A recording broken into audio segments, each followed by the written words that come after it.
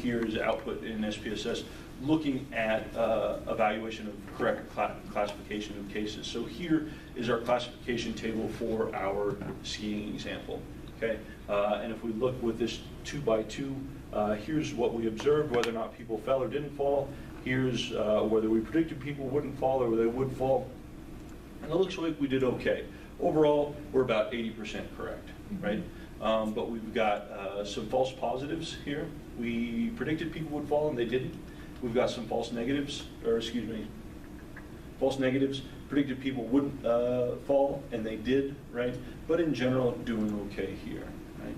And so what we can start to do with this is, and experimental folks, you may not get into this a whole lot, but it's just a generally useful term in terms of these outcomes, looking at sensitivity, specificity of being able to predict some outcome variable, right? So we talk about sensitivity as the ability of a model to correctly identify a criterion, right? So what we've got is our true positive, right? So the people who we predicted would fall, who actually did fall, divided by the true positive and the false negative. So in this case, we would have 8 divided by 8 plus 1, right? Here's our false negative.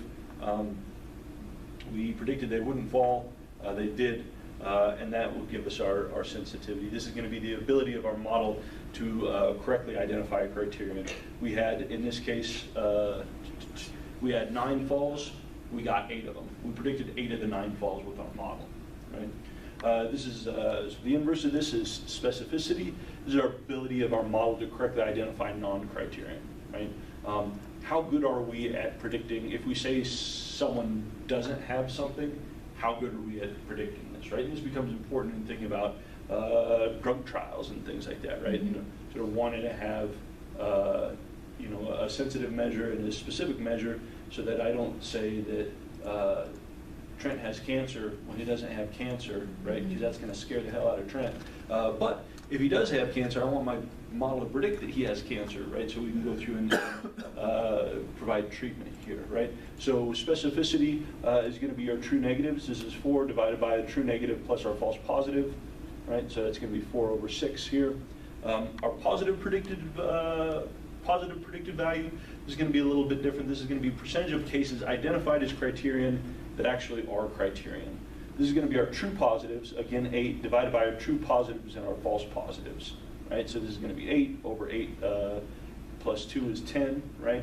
So again, this is going to tell us how confident are we that a criterion is a criterion. So if I say someone's true, if I say someone is a case, how confident am I that they are a case, right? This is different than our sensitivity. Sensitivity is like how many of the cases did we capture in our model. This is saying if we do capture a case, what's our confidence that this is a case, right? Because if I wanted a maximally sensitive measure, I just say everybody has cancer, right? Right. And then my sensitivity is 100%. Then we make sure that everybody gets treatment, right? But we're going to be providing treatment to a lot of people who don't have cancer. We're going to be scaring the hell out of a lot of people, right? And so our positive predictive value is telling us if we say that someone's a criterion case, how confident are we, right? And the same thing with negative predictive value. Identified percentage of the cases identified as non-criterion, right? Correctly identified as non-criterion over all those that actually are non-criterion. We've got our true negative over our true negative and our false positives here. No, our false positive is, yes, here. So 4 over 4 plus 2 is going to be 6, right? And this is going to say, if we say someone isn't a case, how certain are we that they're not a case, right? So, and again, a lot of clinical implications for this, but I think some probably interesting sort of translational stuff into sort of experimental types of things too, right? Steph, for you, we're going to use I wanted someone Marine as the example, right? If I predict someone's not going to get the death penalty, how confident am I that they're not actually going to get the death penalty, right? Or if we think someone's going to engage in some sort of risky behavior or something like that, and sort of this is my model that predicts whether or not someone's actually going to engage in a goal-directed behavior. How confident are we that they'll actually do this if there's some sort of outcome here, right? So here we've got sensitivity. If we go through and if you wanted to calculate this, you'd end up with sensitivity as 0.89, specificity less good, right? So our model here is better, looks like it's better at capturing people who did fall versus those who didn't fall. And that's probably a function of the fact that more people fell than didn't fall. This is something to be aware of. If you are trying to predict some outcome that has a very, very low base rate, it's going to get tough, right? It's easier to predict something that's happening more frequently than something that's happening less frequently. That's probably part of what's going on here. But our positive predictive value, negative predictive value, both 0.8 in this case, right? So we're equally, although we're successfully capturing more falls than we are successfully predicting and capturing non-falls, we're more confident if I say that, or we're equally confident in saying if I'm predicting someone is going to fall, I'm probably pretty good there. If I'm predicting someone's not going to fall, I'm probably pretty good there. Okay. So again, sort of twisting this around a little bit. Judy, do you have a question on this? Yeah, I think so. For the negative predictive value, the true negative is 4. Yep. Over true negative 4 plus false negative 2. No, I'm sorry. False negative. You're right. Is 1, right? So this is 5. 4 over 5. Yep. So negative predictive value is our true negatives, which is 4, and our true negative plus our false negative. So we've predicted that someone won't fall, but they did fall, so that's our false negative. I'm sorry, I got screwed around. I was pointing to the false positives. Nice catch. Okay. Any other questions on this? All right, cool. So, test of our individual predictors in our logistic model. Okay. Unlike our multiple regression models, we've got different tests depending on how you want to test your individual variables. We've got different tests for those individual predictors. The one that SPSS provides, and is probably the most common, even though it's the worst, is a walled statistic. Walled statistic is calculated as your coefficient squared over your standard error squared, with your test statistic distributed as chi-square with 1 degree of freedom. Okay? You have a question? Looks like it, but it doesn't. Okay. So what we're doing here is we're taking our regression coefficient, we're squaring that, divided by the standard error of the square of our standard error, and using that and testing that against a chi-square distribution. Now, but what we find from a statistical standpoint, calculation of a walled standard error, inefficient, and distribution is imprecise, right? So this standard error for your walled, as we're calculating it here, has larger variability than we would want in the sampling distribution, right? We want small sampling distributions because that translates into small standard errors, and the distribution is kind of an approximation of chi-square with 1 degree of freedom, but it's not perfect, right? And so we have some problems there. When we run through simulation research, well known that walled associated with elevated type 2 error, right? Stephanie, if we have elevated type 2 error, what's my problem, what's my concern?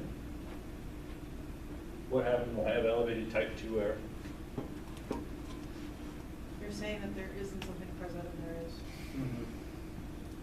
So I'm saying that this is not a reliable predictor with my walled statistic, when it probably is, right?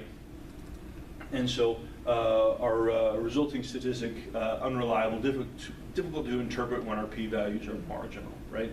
So in general, if you get a walled statistic and p-values, 0.002 or something like that, you're probably fine, right? But if you get a walled statistic and your test of your coefficient is, say, 0.056 or something like that, you better off switching over to a different estimator or a different test of our individual predictors. Kind of our criterion, our gold standard is our log likelihood difference. Okay, log likelihood difference, going back into what we had just talked about, calculated as the difference in the -2 log likelihood for a model with and without the predictor.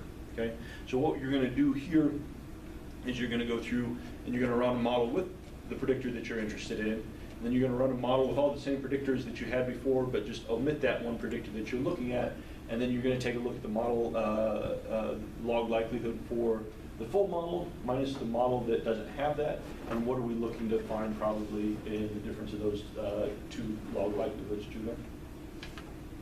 Smaller is better, I don't know, chi-square, you want it to be significant. Right. So are we hoping to find a large difference in those model log likelihoods, or a small difference? A large difference. Why is that? Because then you'd be saying that whenever you added whatever you were interested in, like a lot changed. Exactly, right? So what we're hoping, if we want this predictor to turn out, is we're hoping that we end up with a substantial decrease in the model log likelihood when we have this in versus when we take it out. Conversely, if we take it out, we see a significant increase in the -2 log likelihood. And so what we would do then is we take the -2 log likelihood for our full model, compare that against the -2 log likelihood for some restricted model or some smaller model that doesn't have our individual predictor in there. And then what we would do is test that difference score against a chi-square distribution with 1 degree of freedom to determine whether or not this is a significant, contributing significantly to the prediction of our outcome. Again, hoping that we would see that difference between those two log likelihood values would exceed whatever our critical value would be at alpha 0.05 or whatever it is that we're doing, okay? And this difference in our -2 log likelihoods is our preferred estimate for evaluating the unique contribution of this predictor, okay? Last way that you can go through, take a look, something called the Lagrange multiplier. Just takes a little bit a different approach. So it calculates sort of the overall estimate of model change given inclusion, exclusion. It just takes a little bit of a different estimator. Lagrange multiplier somewhere intermediate to your Wald and your log likelihood difference. So I mean, if you're going to do it, I don't really know. SPSS I'll show you where these tests are in SPSS, and you'll see that it kind of changes. But really here, this -2 log, the difference in your log likelihoods is kind of your gold standard for determining the statistical reliability. Now you won't see, oftentimes people will publish things and they'll just use their Wald statistics because things are pretty cut and dry, pretty clear cut, right? There's not a huge difference, but if you're starting to get marginal effects, it's worth taking a look at that -2 log likelihood. Okay. Questions on this? All right, so our interpretation of our coefficients. For our binary logistic models, we only have 2 outcomes, right? And so we can say the odds of falling are this, right? Because kind of implied in there is the odds of falling versus my alternative is the odds of not falling, right? So we can get away with our binary logistic models talking about the odds of this versus the odds of this, knowing that what we're really talking about is an odds ratio. Now, if you get into the multinomial models, right? Multinomial logistic regression, now all of a sudden you're comparing the odds of this versus the odds of some reference group, right? And then we need to start being more specific when we're talking about what odds we're talking about, right? We're saying the odds of being in category 3 versus the odds of being in category 1, right? But we can sort of streamline our language a little bit with our binary logistic models as long as you know what you're talking about, right? Talking about the odds of it being in one group versus another. But remember that our equation that we're estimating isn't predicting probability, but it's predicting log odds, right? And so our coefficients represent sort of change in the natural log of the odds ratio, which can be kind of confusing to talk about, right? So what we can do to interpret these coefficients is we can go through and exponentiate those coefficients to start turning these log odds back into an odds ratio that we can talk about a little bit more meaningfully, right? So we've got here interpretation of coefficient through facilitated through exponentiation. So here in our skiing example, our coefficient for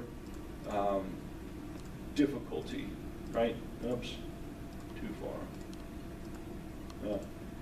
It was, our coefficient for difficulty was 1.01, right?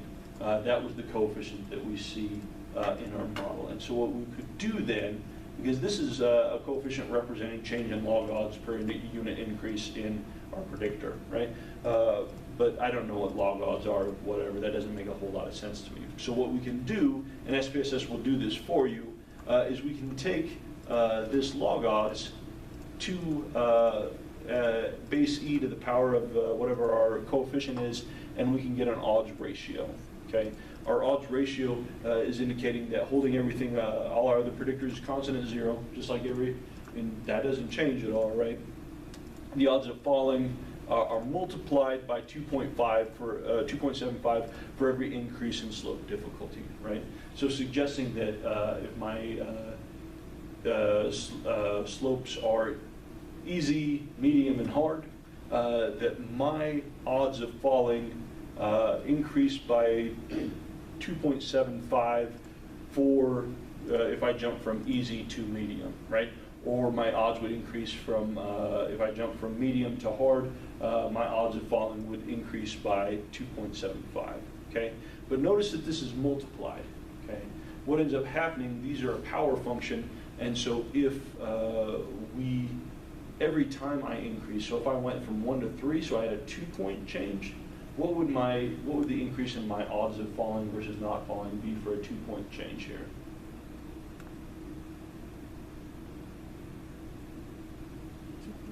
Times 2? No. Squared. What's that? 2.75 squared. Y squared. Oh. Because it's like you're multiplying by that for each unit. Exactly. And so what if our scale went up to 4 and I would have jumped from 1 to 4? Then Cubed. you're Cubed, right? And if it was 4, if I said 5, if there was a 5-point scale, right? So it would be my odds ratio taken to the 5th power, right? And so this is going to be an important thing to keep in mind, because sometimes what we'll get in our models with continuous predictors, particularly continuous predictors with a wide range, right? I'm looking at 0 to 100 scale. My individual odds coefficient, or my individual coefficient, my odds ratio for that predictor may be quite small, right? Because you're going from a score of 5 to 6 on a 0 to 100 scale is going to be very, very small, right? But for every increase that I have, what's going to happen is I'm taking the odds of whatever my odds ratio is and increasing it by that power to say this would be the odds. And so in this case, we may be, if you've got a very, very fine-grained scale, maybe what we would be talking about then is taking a look at what are the odds, given a standard deviation increase in this continuous predictor, what would be the change in odds for falling versus not falling, something along those lines. Do you have a question, Candace? No. Okay. Just processing. So for an example here, and so if you got categorical predictors, dichotomous predictors, this ends up being pretty easy, right? So you sort of, the odds are of this group versus that group are increased by this much, right? But when things start to get into continuous predictors, you need to pay a little more attention here. So for odds ratios greater than 1, what does an odds ratio equal to 1 mean, Trent?